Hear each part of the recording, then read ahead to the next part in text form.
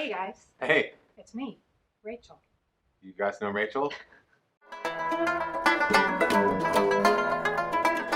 Hey guys, it's your best boxing friends. I'm Kelsey. This is obviously Rachel. Rachel on November 7th in Japan, Nonito Donaire will have a chance to fight Naoya Inoue in the final of the World Boxing Super Series bantamweight tournament. It's an exciting fight. I'm excited for Donaire because he's been around a long time, won a lot of titles. Yeah. He's older now. So excited about it, but then I'm like, where is he about to get butchered?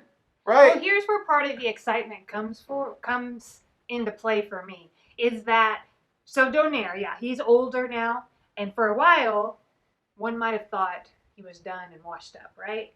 But then, like, I feel like I recently saw him in a fight, and I like the way that he looked. But the other thing is that he kind of got gifted in this World Boxing Super Series, right? Yeah. Twice. Yeah, both times he got gifted. The first time he was supposed to fight Ryan Burnett. Yeah. Within that fight, Burnett, who a lot of people like to make it all the way to the finals, actually, remember he threw a punch and then like threw out his back. Yeah. And so Donaire got the stoppage win. The second round, he was supposed to fight Zolani Tate.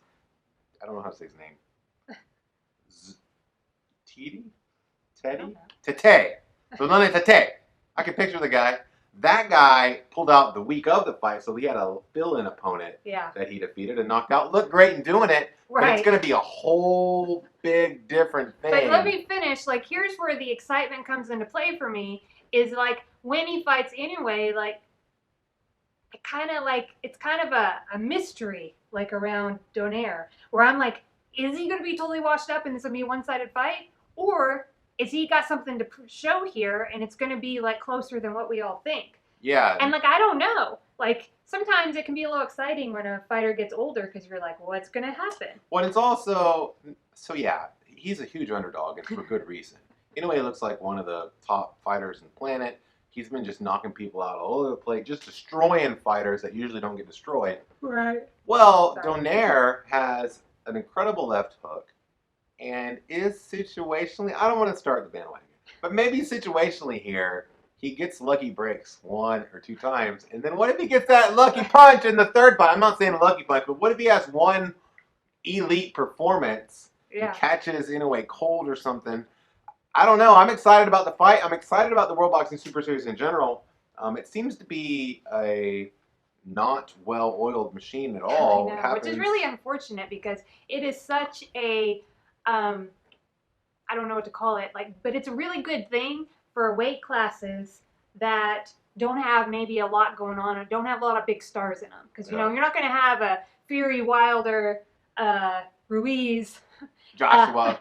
In a super series, right? Like Probably they're like no thanks. But in these other weight classes, right? Yeah, it's really like these guys need to make a name for themselves, and they like, do. Who would have known? Like, you know, you had the cruiserweight division, and like all of a sudden you know these comes names. Out of that. Yeah, Callum Smith comes out of the 168-pound division, and now they are known commodities that are stars in the sport because of what they did in the World Boxing Super Series. If you're better at running a business and have the capital to like just take over the World Boxing Super Series, I encourage you to do that because it's really good for boxing. Listen, the World Boxing Super Series is an awesome idea. I do wish that the company behind the promotions would get its act together a little better.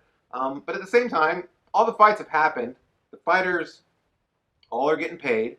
Maybe not when they think they're going to get paid. Last week, I guess came out that Regis Prograis was still waiting to get paid for his last fight. But I think they take care of that stuff eventually. You know, that's in the sport of boxing. I can see how this kind of thing happens. We have some people who are going to be waiting to get paid from us. That's right, and I get paid for some of the jobs that I have too. Right. Like it takes a while, so it's just the nature of doing business. As long as the payment comes, I don't think there's any that big a deal. Hey, so this fight is going to take place in Japan. That's where he's from. Yeah, he's a Japanese sensation. So I wonder how they like choose their where they're going to fight? Yeah, and this will be on DAZN?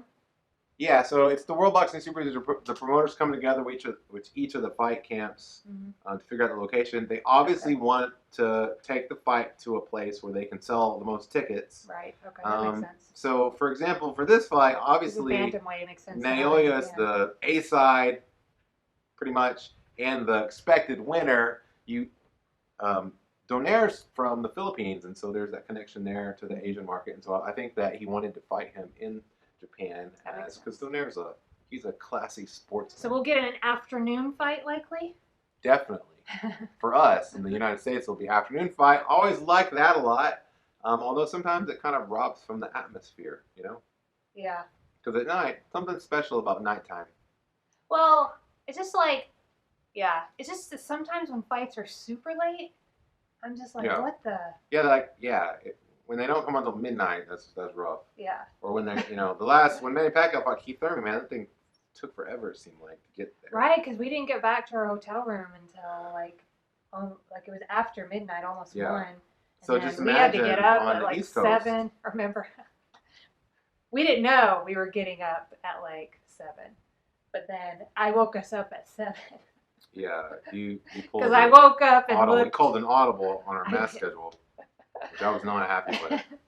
You can't tell me like, oh, we'll go to mass tomorrow afternoon when we get back, and then wake me up 4 hours later. 4 hours later, and be like, I want to go to mass now. After we drove from Dallas back to Houston and pulled in here at 4:30, we were happy not to like have to drive straight to mass at 5.